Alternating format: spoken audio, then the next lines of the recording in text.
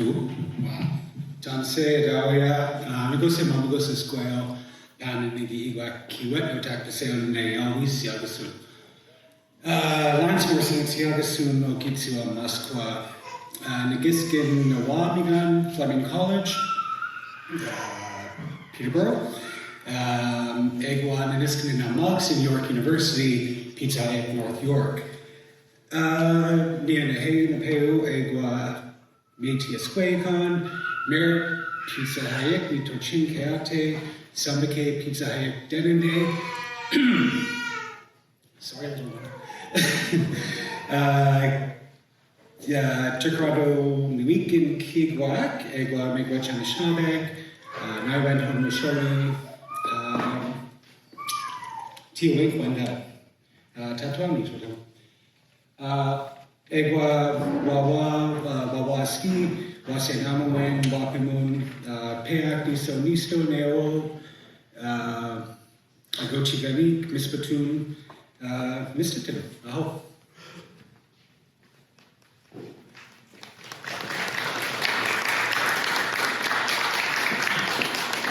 Thank you, Lance, so much for opening the space here with our land acknowledgement.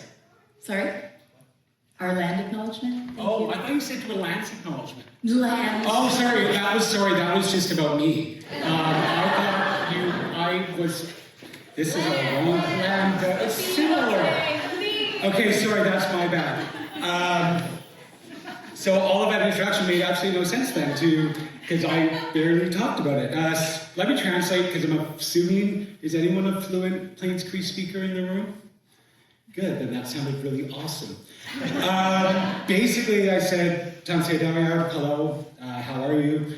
I'm the child of Red Butterfly, the late Red Butterfly woman. In Cree, I'm called Northern Thunderbird, but for tax purposes, you can call me Lance Morrison.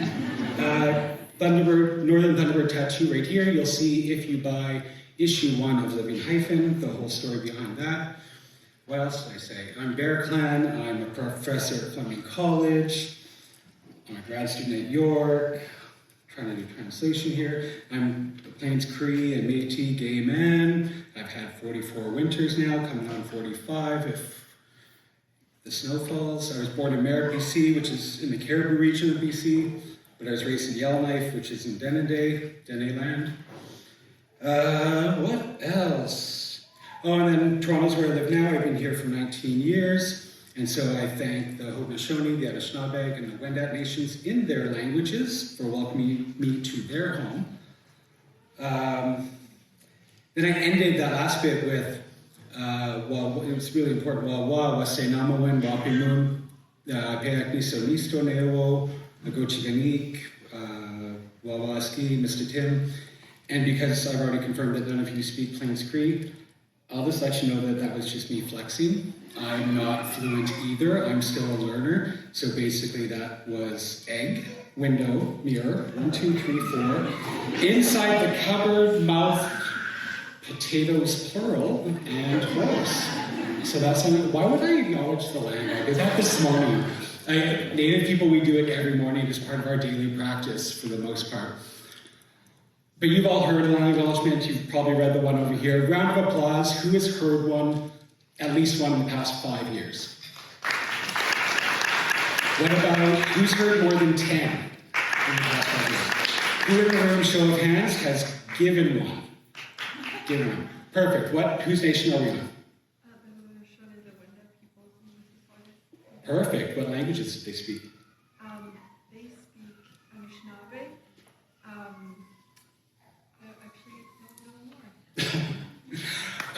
Who else has given one in the past 5 years? Now no one's been up. Who else has given? Who here has land acknowledgement in your email work signature? You in the back with the scarf. No, yeah, the one who took you. What treaty are we on? Perfect. Oh, thank you for including Dish with One Spoon, often forgotten. Are you Indigenous? Okay, because Indigenous people usually add it. I was just like, oh, you cheated, but that's great. What are the conditions of either of those treaties? All the conditions of the Treaty 13. Do you understand all of them? I definitely need to do more of my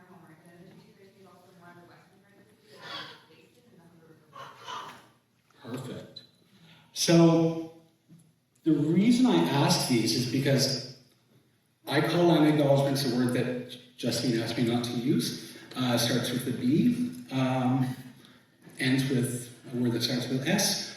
But because we see them every day, they've been around since about 2015 pretty prominently, and they just get ignored. People are on their phones while they're happening. Nobody really cares about them. So we don't really recognize the treaties. Justine, can you hand me my water? Yes. Thank you. We don't recognize what they are. We don't listen to them. We dismiss them. We ignore them. And so it's just not, thank you. I meant to bring it up.